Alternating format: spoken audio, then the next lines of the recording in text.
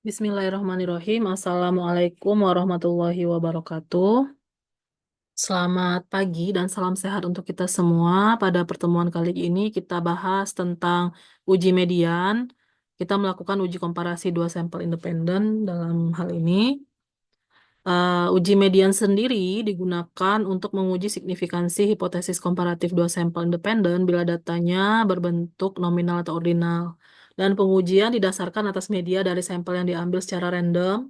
Dan jika tes Fisher digunakan untuk sampel kecil dan tes C kuadrat digunakan untuk data yang lebih besar atau lebih banyak jumlahnya, maka uji median ini digunakan untuk sampel yang jumlahnya berada di antara Fisher dan juga C kuadrat.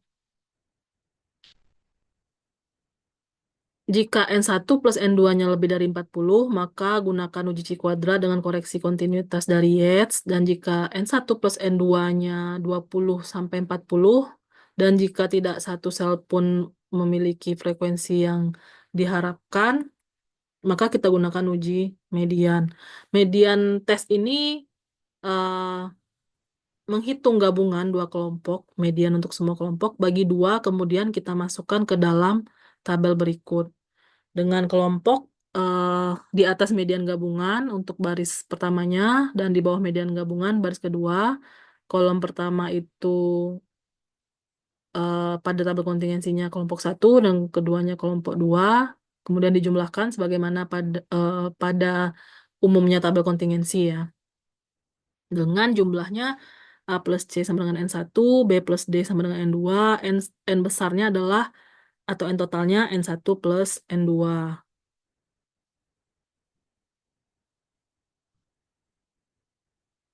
Mohon maaf sebentar.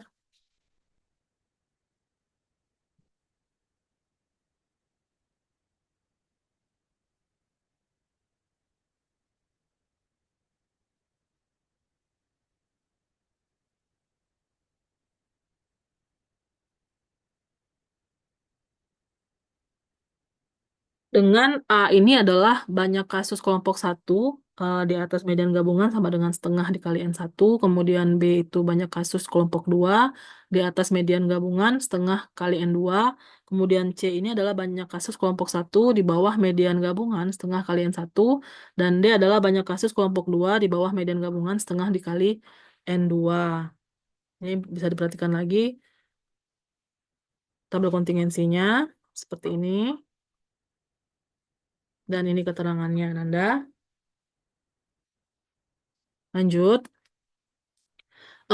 Sebagaimana uji C kuadrat, kita gunakan formulasinya yang sudah Anda pelajari sebelumnya. C kuadrat sama dengan N besar dikali AD min BC min N per 2 dikuadratkan dibagi A plus B dikali C plus D dikali A plus C dikali B plus D.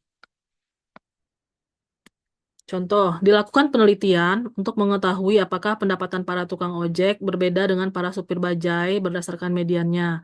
Dan dari hasil wawancara terhadap 10 tukang ojek dan 9 supir bajai diperoleh hasil sebagai berikut. Pendapatan tukang ojek dan supir bajai, kolom pertama itu ojek, kemudian bajai, ada 10 yang ditanya, tapi yang bajainya ini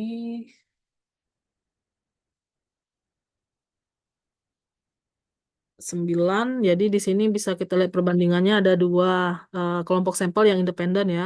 Ada kelompok tukang ojek, ada kelompok supir bajai. Nah, di sini eh, bisa kita berikan judul penelitian perbedaan pendapatan tukang ojek dengan supir bajai dengan hipotesis statistiknya H0 tidak ada perbedaan pendapatan tukang ojek dengan supir bajai dan HA ada perbedaan pendapatan tukang ojek dengan supir bajai. Untuk menghitung nilai median, maka data diurutkan. Sorry, ini bukan median. Maka data diurutkan 45, 50, 55, dan seterusnya sampai yang terbesar adalah 100.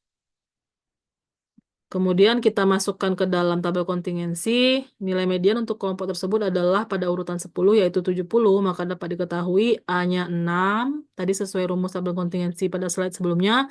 B-nya 2, C-nya 4, dan D-nya 7. N-nya 19 karena tadi itu yang supir bajai cuma 9 orang ya Nanda. Jadi di sini A-nya 6, B2, C4, D7, A plus B-nya jadi 8, C plus D-nya jadi 11. Kita masukkan ke rumus C square itu menjadi 19 dikali 6 kali 7 min 2 kali 4 dikurangi 19/2, kemudian hasilnya dikuadratkan, dibagi dengan 6 plus 2 dikali 4 plus 7 dikali 6 plus 4 dikali 2 plus 7 menjadi 11.404,75 per 7920 sama dengan 1,43. Sebenarnya tanpa kita lihat tabel pun ya, C kuadrat hitungnya itu kecil, kemungkinan besar H0-nya diterima. Karena tabel C kuadrat sendiri untuk alfa 5% dengan DK1 itu adalah 3,841. Dengan demikian nilai hitung atau statistik hitung atau C kuadrat hitungnya kurang dari C kuadrat tabelnya, handal diterima. Artinya tidak ada perbedaan yang bermakna pendapatan tukang ojek dengan supir bajai. Jadi kurang lebih sama aja nih pendapatan si tukang ojek dengan supir bajai. Oke, untuk latihan ini bisa Ananda kerjakan di buku catatannya, dikumpulkan pada saat mengumpulkan catatan juga nanti ya PDF-kan sebagaimana Ibu sampaikan pada video uji Mac 5 sebelumnya. Reaksi yang terjadi akibat pemberian glukosa secara oral kepada pasien penderita Huntington. Pasiennya yang atas, kemudian yang baris keduanya kontrol, itu bisa Ananda lakukan uji median untuk kasus ini. Silakan Ananda ambil kesimpulan dan berikan interpretasi sebagaimana yang telah dicontohkan pada video ini. Baik, demikian Ananda, jika ada pertanyaan silakan ditanyakan di grup WA. Terima kasih atas perhatiannya. Selamat pagi, tetap semangat. Assalamualaikum warahmatullahi wabarakatuh.